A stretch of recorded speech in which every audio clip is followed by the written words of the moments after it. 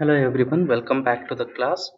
We are studying about core of the embedded system. So in the last class we have studied the core of embedded system. Now let us look deep into memory of the embedded systems. So what's a memory? A memory module is a physical device which is used to store programs or data on a temporary or permanent basis for use in digital electronics. There are different varieties of memories in embedded system, each having their own particular mode of operation. An efficient memory increases the performance of the embedded system. There are types of there are several types of memory. Let's look into the types one by one. So there is secondary memory as well as the primary memory. In primary memory, we have static random access memory, which we call as SRAM, and dynamic random access memory, which we call as DRAM. In secondary memory, we have masked ROM. The ROM is nothing but read-only memory. We have PROM, EPROM, EEPROM, flash ROM, NVRAM or non-volatile random access memory. Let's look into each and every memory type one by one. First, let's look into what exactly a primary memory is and what are the types of it. Primary memory is nothing but they are volatile memories used as a primary storage on embedded systems, but each has its place in its microcontroller design. The main differences between them comes from the speed or cost of trade-offs. Static random access memory. This is the faster up to approximately 4 times faster than the DRAM.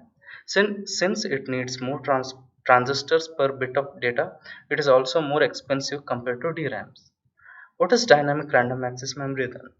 The reason behind its name comes from the fact that the data stored in RAM need to be refreshed every few milliseconds or else it will end up being erased. Yes, even if the power is being applied continuously, the data still needs to be refreshed. This action is taken care by a special device called as DRAM controllers. Here are the difference between SRAM and DRAM. If you consider few of the aspect like construction principle, cost, speed, volatility, power consumption, additional components needed, and application areas, SRAM and DRAM has various aspects. If you see the construction principle, it is used in SRAM. It uses a cross-coupled flip-flop configuration of transistor. In DRAM, it uses a capacitor transistor circuit to hold data. As per if we compare the cost, SRAM is relatively more expensive. It needs more transistors per bit of data it can store. In DRAM, relatively it is less expensive as fewer transistors are used in this one. If you consider the speed, it is 4 times more faster than DRAM. DRAM is 4 times lesser than SRAM. Volatility, as long as the power is on, SRAM can store the data. In DRAM, data needs to continuously be refreshed.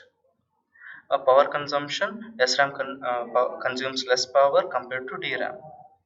Additional components needed. There is no need of additional component for SRAM, whereas in DRAM, controllers are needed to make it work like an SRAM.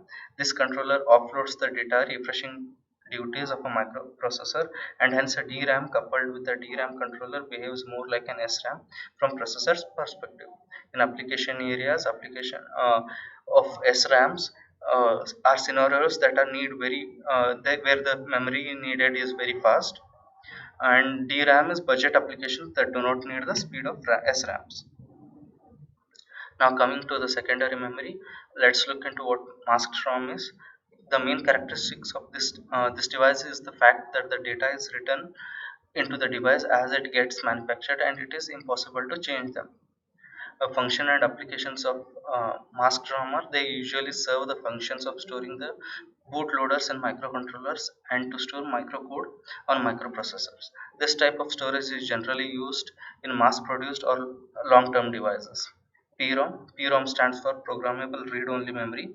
These are programmable chips, the main characteristics being it can only be programmed one time. That that is, it cannot be erased or reprogrammed. They are also known as one-time programmable devices or OTP for short. Functions and application areas are they are used to store firmware and constants in the source code. These are used on devices that are still mass produced but have relatively shorter life as compared to the devices that use mass ROM.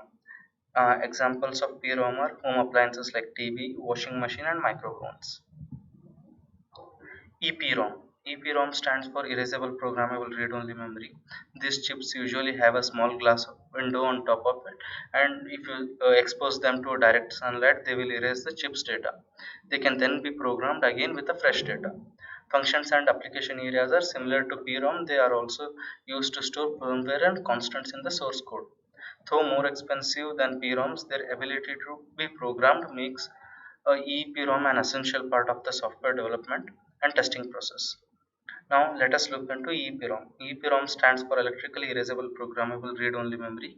These chips can be erased and reprogrammed using electricity as opposed to exposing them to UV rays as EEPROMs.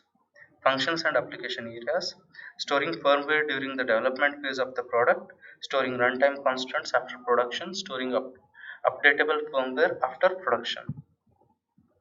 Flash memory: it has all the qualities of EEPROM except one. EEPROMs are reprogrammable one bit at a time, while flash storage is a programmable block at a time. Flash memory devices are high density, low cost, non-volatile, fast, and electrically reprogrammable. Functions and application areas: it is cost effective compared to EEPROMs and hence are used for storing large files. Usually microcontrollers these days are use them for storing firmware of large sizes and other constant data and large lookup tables as needed by the application. NVRAM or non-volatile random access memory. An NVRAM is usually just an SRAM with a battery backup. When the power is turned on, the NVRAM operates just like any other SRAM. When the power is turned off, the NVRAM draws just enough power from battery to retain its data. However, it is expensive, even more expensive than SRAM because of the battery. Functions and application areas.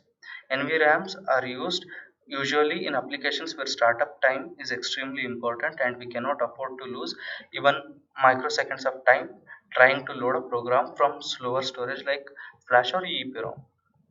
Features of memory: you can pause the video and glance to features of the memory. There are like SRAM, DRAM, mass rom, PROM, EEPROM, flash, and NVRAM. Depending on the volatility, readable, erase size, max erase cycles, cost or speed, you can compare each and every memory of it. Now this completes the memory section. In the next class we will learn about sensors and actuators. Thank you.